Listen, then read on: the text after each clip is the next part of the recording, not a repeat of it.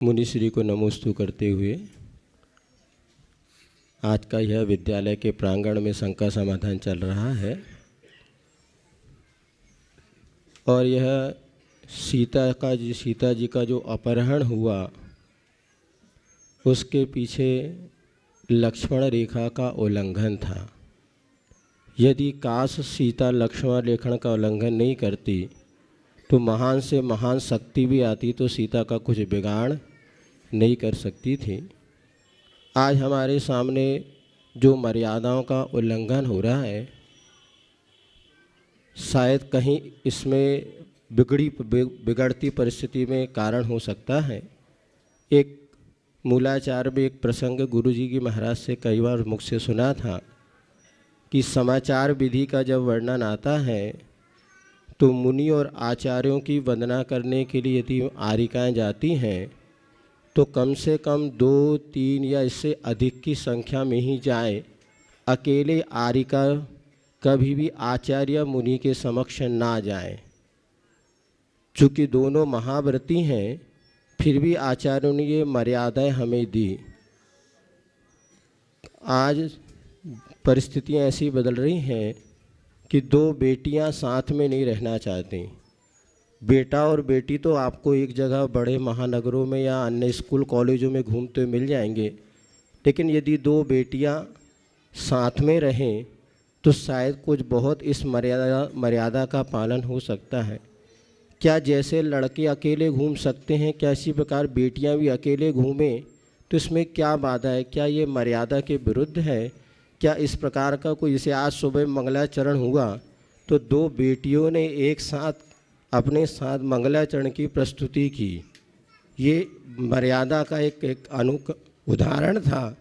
ऐसे ही यदि इस मर्यादाओं का पालन करना, क्या हमारे आगामी आने वाले भविष्य के लिए, क्या हमारे बेटियों के जीवन को सुरक्षित रखने में ऐसी कुछ मर्यादाएं होनी चाहिए जो आगम के सम्मत हों या हमारे व्यवहारिक जीवन में अनुकूलता प्रदान करें?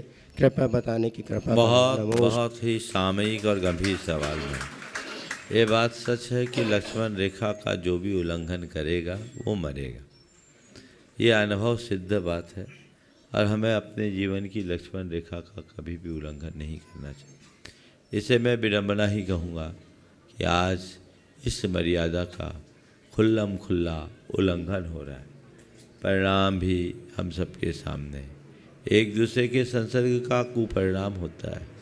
जब मुनियों का भी चित्त प्रभावित हो सकता है तो आम जनों की बात क्या है। आधुनिकता की ओट में इस तरह की मर्यादाहीन व्यवस्था कतई उचित नहीं है। इसलिए बच्चों और बच्चियों को अपने जीवन की मर्यादा का बोध कराना चाहिए। और ये मर्यादा अब विपरीत लिंग के प्रति ही नहीं, समलिंगों के प्रति भी मर्यादा का बोध बच्चों को 8-10 साल की उम्र में ही करा देना चाहिए।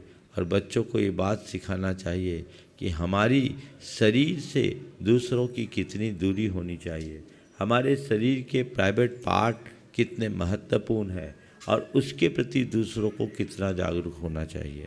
ये बहुत सारी घटनाएं प्रकाश में आई है जिसमें छोटे छोटे बच्चों को भी लोगों ने अपने हवस का शिकार बनाया। और उसमें कोई ज़रूरी नहीं कि विपरीत ही हो, लैंगिकों की भी प्रवृत्ति बहुत ज़्यादा बढ़ रही है। तो ये मनुष्य के हृदय में पलने वाले वासनात्मक विकारों का कुफल है। इसके प्रति जागरूकता होनी चाहिए। आजकल सहशिक्षा, को एजुकेशन के कारण ये चीज़ें प्रारंभ से ही आम होते जा रही है। मर्यादाएं समाप्त हो रही है और एक दूसरे की निकटता हमारा सब कुछ बंटाधार कर रही है। और अब तो आपके मोबाइल और गैजेट्स ने आपको पर्याप्त तन्हाई प्रदान कर दी है। आप कहीं भी रहें, हर पल आपके पास एकांत है। इससे मन भ्रमित होता है और ऐसे व्यक्ति का चरित्र विकृत होता है। हर व्यक्ति को ये बात अपने मन मस्तिष्क में अंकित करना चाहिए कि मेरा सील ही मेरी सबसे बड़ी संपदा है। अपने सील के इस निधि को बचा के रखना चाहिए जिससे जीवन का पथ प्रशस्त हो और हम अपने जीवन को सार्थक बना सकें। इस